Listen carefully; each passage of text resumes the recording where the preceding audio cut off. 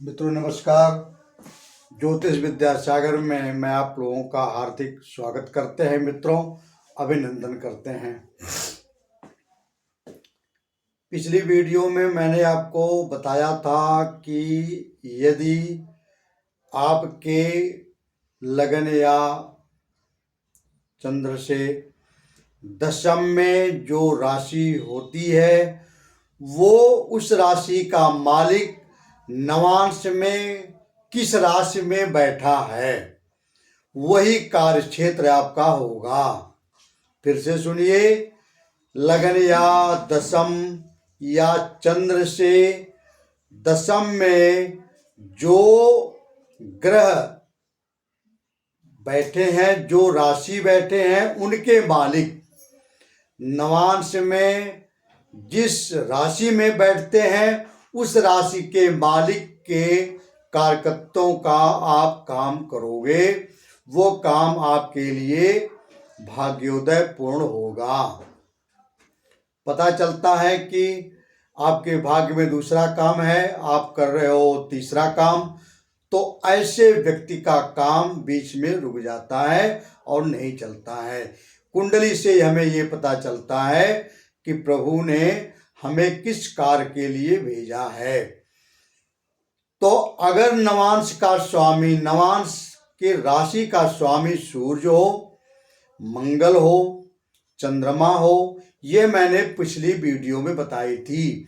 आज मैं आपको बताऊंगा कि यदि बुध हो तो आप कैसे काम करोगे। यदि मान लीजिए बुध है, भाई बुध देवता भगवान गणेश को मानते हैं। बुध से बुद्धि आती है, हमारा बिजनेस और नौकरी। अगर बुध आपके कुंडली में मजबूत हैं तो आप बिजनेसमैन बनोगे। अगर अष्टक वर्ग में और अपने प्रस्तक वर्ग में बुध जहां बैठे हैं वो 28 से ऊपर नंबर हैं और प्रस्तक वर्ग में यदि वो 6, 7, 8 नंबर उनको मिला है तो वो व्यक्ति, उनका कैरियर बहुत अच्छा होता है। और जिनका बुध शनि, राहु, केतु और सूर्य पाप ग्रह द्वारा ग्रसित हैं, उनका कैरियर रुक जाता है, बीच बीच में खंडित होते हैं। अब अगर बुध मान लीजिए आपका नवमांश है तो आप क्या करोगे। देखिए, काव्य की रचना करते हैं वो जिनके नवांश में बुध होते हैं, वो व्यक्ति कवि होता है। बुध वाणी का भी कारक होता है, वाणी भी हम बुध से ही देखते हैं। आपकी वाणी कैसी होगी, बुध से द्वितीय घर को देखिए, बुध से द्वितीय घर को देखिए और अपने लगन से द्वितीय घर को देखिए, आपके वाणी का पता चल जाएगा कि हमारी वाणी कैसी है। बुध से द्वितीय में बृहस्पति बैठे हैं, बुध चंद्रमा बैठे हैं तो बड़ी अच्छी वाणी है, बृहस्पति बैठे हैं तो ज्ञान जैसी वाणी है, आपके बातों में ज्ञान फूटेगा। वेद रामायण की गीता की बात करोगे। अगर बुध से द्वितीय में चंद्रमा बैठे हैं तो बहुत वाचाल व्यक्ति होता है। ये मैंने अपने अनुभव से देखा है, कई कुंडलियों में व्यक्ति बहुत बोलता है। और कैसा बोलता है, चंद्रमा से द्वितीय में देख लीजिए, अगर शुभ है तो अशुभ बोलेगा और अगर अच्छे ग्रह हैं और अशुभ ग्रह हैं तो अशुभ बातें बोलेगी। अगर बुध से द्वितीय में मान लीजिए मंगल हैं तो व्यक्ति हमेशा गाली गलौज करता है उसकी। कुछ लोग ऐसे भी होते हैं मित्रों, मैं कई आदमियों को समझा चुका हूं, हर बात बात में उनके गाली ही निकलती है। जैसे अगर पेन नहीं चल रहा है, पेन को भी गाली एक दे देंगे। कुर्सी मान लीजिए टूट गई तो कुर्सी को भी एक गाली दे देंगे। पानी पिएंगे तो भी पानी को भी एक गाली दे देंगे, हर लफ्ज में उनके गाली निकलती है। तो ऐसे जानिए कि बुध से द्वितीय में मंगल हैं, शनि हैं, राहु हैं। अगर राहु हैं तो बहुत बड़े झूठ फड़े हाँकने वाले, लेकिन यदि केतु हैं, केतु भी बहुत धर्म के आस्था होते हैं, केतु बृहस्पति के समान होते हैं। केतु अगर आपके कुंडली में शुभ हैं तो वो राहु की तरह काम नहीं करते। अच्छा, नवांश में बुध है, ये तो चीजें अगर इसमें बढ़ेंगे तो वीडियो इसी की हो जाएगी। तो मैं आपको नवांश की बात बता रहा हूं। अगर बुध है तो आप काव्य रचना करोगे, लिखाई पढ़ाई के द्वारा ट्यूशन पढ़ाओगे, आप विद्यालय में पढ़ाओगे, प्रोफेसर बनोगे, उनसे आपको धनार्जन होगा, उनसे आपकी आय होगी। किससे आय होगी? लिखा पढ़ी के द्वारा। आप लेखक होंगे, अकाउंटेंट होंगे, कमीशन का काम करेंगे, दलाली का काम करेंगे, क्योंकि बाणी का होता है ये। मित्रों, ज्योतिष से आप काम करोगे, ऐसे व्यक्ति ज्योतिषी भी होते हैं। और क्या होते हैं? चतुर होते हैं, बहुत पांडित्य का काम करते हैं, जिनके नवांश में राशि बुध होती है। वेद का काम करेंगे, पुरोहित का काम करेंगे, और कुछ अलग हट के भी काम करते हैं, जैसे संवाददाता, पत्रकारों में संवाददाता हो गए, रेडियो में संवाददाता हो गए, टीवी में न्यूज संवाददाता हो गए। रेल भी बुध का कारक है, ट्रेन, तार भी, टेलीफोन भी, ये बुध के ही कारक में आते हैं। ऐसे विभागों में आपको नौकरी मिलेगी, रेल विभाग में, टेलीफोन विभाग में, विदेशी दूतावासों में भी आपको नौकरी मिलती है। पुस्तक और लेखन, लिखा पढ़ी का काम आप खूब करोगे। और एक चीज और, आढ़त का काम भी बुध के कारक में ही आता है।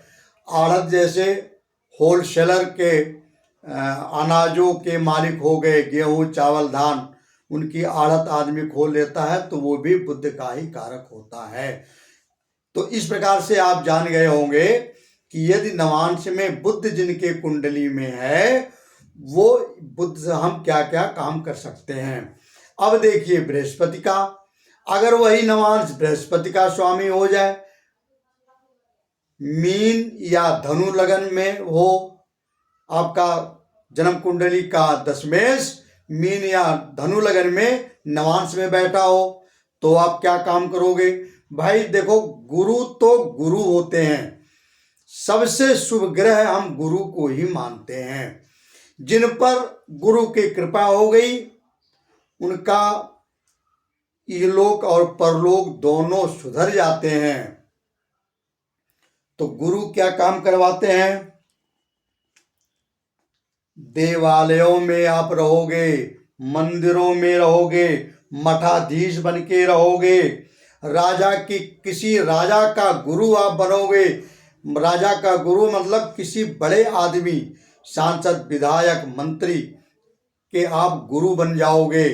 ऐसे व्यक्ति जिनका दशमेश, लगन कुंडली का दशमेश नवांश कुंडली में धनु या मीन राशि में है, विशेष रूप से धनु राशि में, सद्वृत्ति से धन अर्जित करोगे, पाप कर्म आप नहीं करोगे, पाप कर्म करने का आपका मन नहीं होगा। उपदेश द्वारा प्रोफेसर बनोगे। प्रोफेसर देखिए बुध से भी बनते हैं और बृहस्पति से भी बनते हैं।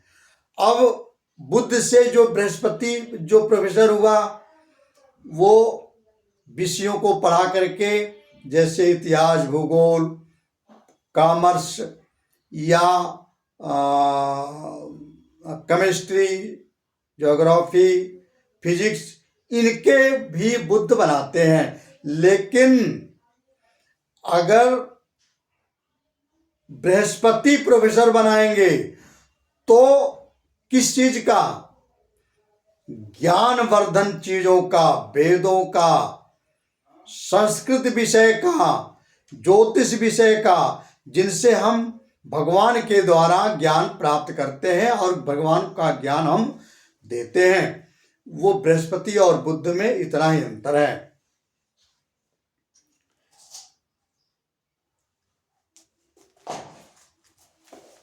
सूद का काम भी, ब्याज का काम भी बृहस्पति देते हैं। जैसे आप देखे होंगे कुछ लोग ब्याज से पैसा कमाते हैं, अपने पैसा को लोग दिए और वहां से ब्याज मिलने लगा।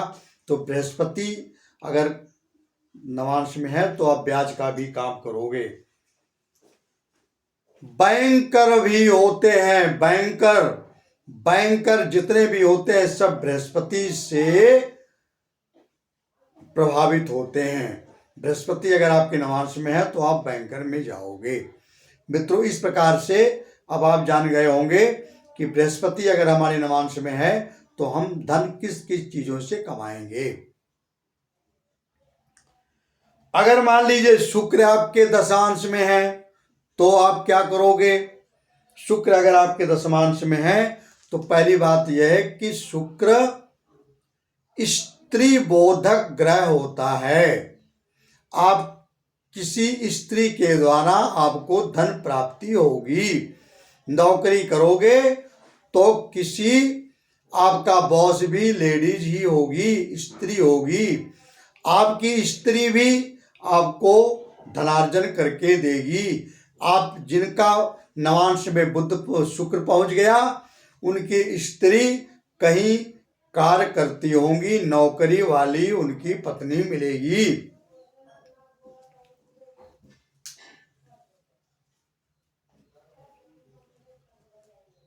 गाय भैंस, खेती बाड़ी भी शुक्र के ही कारकत्व में आते हैं। गाय भैंस द्वारा भी आप काम करोगे, वहां से दूध दही बेच करके भी आपको इनकम होगी। हाथी घोड़े भी शुक्र के कारकांश में आते हैं। गाने बजाने के द्वारा जितने भी वादक हैं, जितने भी नृत्याए हैं, जो गाने वाले बजाने वाले जितने भी अच्छे अच्छे कलाकार हैं, उन सबका नवांश आप देखोगे तो शुक्र के नवांश में गया होगा। वृषभ या तुला राशि में उनका आपका दशमेश, जन्म कुंडली का दशमेश वो वृषभ या तुला राशि में नवांश में बैठा होगा, तो आप जान जाइए कि यह व्यक्ति गाने का बड़ा शौकीन है, गीत से भी इनको इनकम होगी। सुगंधित वस्तुओं से इत्र को बेच करके, सजावट की वस्तुओं को बेच करके भी शुक्र इनकम कराते हैं। चांदी से, चांदी भी शुक्र से ही उत्पन्न होते हैं, शुक्र के कारक चांदी हैं। दूध दही घी आदि अलंकारों से, रेशमी वस्त्रों से भी, जो जिनका शुक्र दशमेश में है वो रेशमी वस्त्रों का भी व्यापारी होते हैं, रेशमी वस्त्र को भी वो धारण करते हैं। वो व्यक्ति बड़ा ही शौकीन टाइप का होता है, हमेशा जिस रास्ते से जाता है सुगंध ही फैलाता जाता है, बगैर इत्र लगाए घर से वो निकलेगा नहीं। काव्य द्वारा, जैसे बुध से काव्य की रचना होती है, वैसे शुक्र भी काव्य की रचना करते हैं। काव्य को, अब बुध और शुक्र में अंतर यह है, बुध काव्य की रचना करते हैं, लेकिन शुक्र काव्य को गायन करते हैं। बुध और शुक्र में अंतर यह है, दोनों में काव्य हैं। बुध से प्रेरित वो काव्य की रचना करेगा और शुक्र से जो प्रभावित होगा वो काव्य का गायन करेगा। किसी मंत्री, महिला मंत्री, महिला अधिकारी के द्वारा उसको धन लाभ होगा। सिनेमा का भी, चलचित्र जो होते हैं, जितने भी कलाकार होते हैं, जितने भी फिल्म स्टार होते हैं, ये सारे शुक्र से प्रभावित होते हैं। हीरो बनाता है शुक्र। सौंदर्य और विलासिता का सामान देता है शुक्र। इनसे कार्य करवाते हैं शुक्र जी। अब आपको ये पता चल गया होगा कि जिनका शुक्र नवांश में है, जिनका लगन कुंडली में दशमेश, तुला या वृश्चिक राशि में बैठा है, वो शुक्र से कौन कौन से आप काम करोगे। अब आई बारी शनि की। अगर शनि जी के हैं, शनि जी की राशि कौन होती है? मकर और कुंभ। अगर आपके जन्म कुंडली के दशमेश नवांश में कुंभ या मकर राशि में बैठे हैं, तो आप काम क्या क्या करोगे, उसको भी सुन लीजिए। वनस्पति संबंधी जो पृथ्वी के अंदर होती है, उस वनस्पति के क्रय विक्रय से आपको लाभ होगा। शारीरिक परिश्रम बहुत करवाते हैं शनि जी। ऐसे व्यक्ति जिनका शारीरिक परिश्रम करने की क्षमता भी देते हैं, अगर आपके शनि आपके जन्म कुंडली में मजबूत हैं। शनि रोजगार के कारक होते हैं। शनि हमारे जो रोजगार होते हैं उनके कारक शनि होते हैं। जिनका शनि पीड़ित है, सूर्य मंगल से पीड़ित है, उनका व्यवसाय, उनकी नौकरी बार बार खंडित होगी।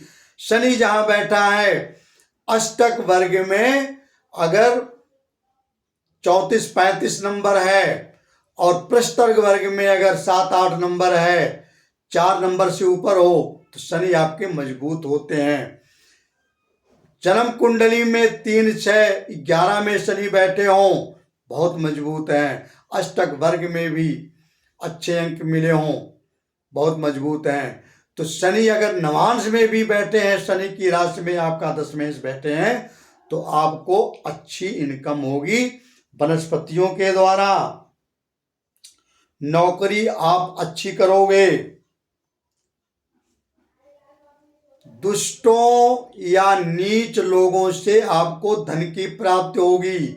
अब इसका क्या मतलब? जैसे मान लीजिए कोई मजिस्ट्रेट है या जेलर है, उसको इनकम कहाँ से प्राप्त होती है?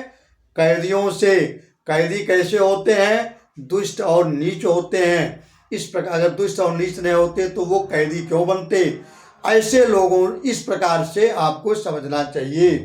दुष्ट और नीच लोगों से, नौकरों से भी आपको लाभ मिलेगा। नौकर जैसे कुछ आदमी सिक्योरिटी गार्ड का कॉन्ट्रैक्ट चलाते हैं और गार्ड रख करके काम करवाते हैं।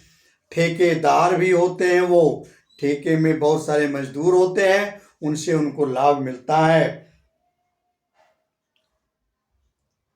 अब जिनका शनि नीच का है उनको थोड़ा थोड़ा लाभ मिलेगा, और जिनका शनि उच्च का है, शनि उच्च के कहाँ के होते हैं? शनि तुला में उच्च का होता है और मेष में नीच का होता है। शनि अगर अपने उच्च का है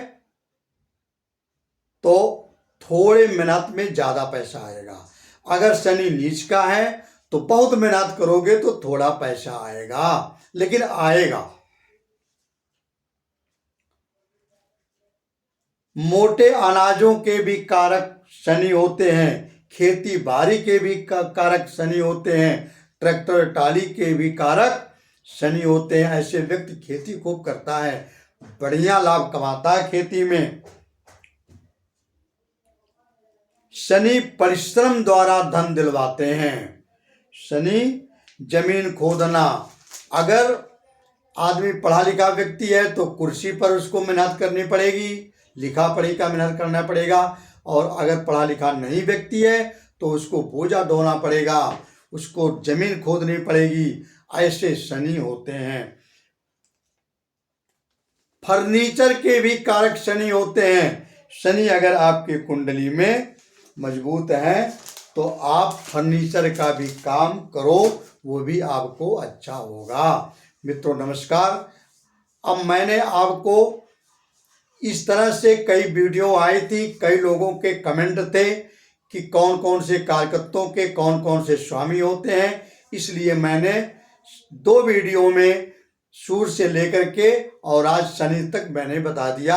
इस वीडियो से आपको ये लाभ मिलेगा कि अपनी कुंडली, अपने मित्रों की कुंडली देख करके ये पता चल जाएगा कि ये किस काम के लिए ये बने हैं और कोई कौन सा काम इनके लिए अच्छा होता है। मित्रों नमस्कार, धन्यवाद। आपका दिन शुभ हो। शनि देवता आपका कल्याण करें, शनिदेव आपका भला करें। जय श्री राम, जय श्री राम।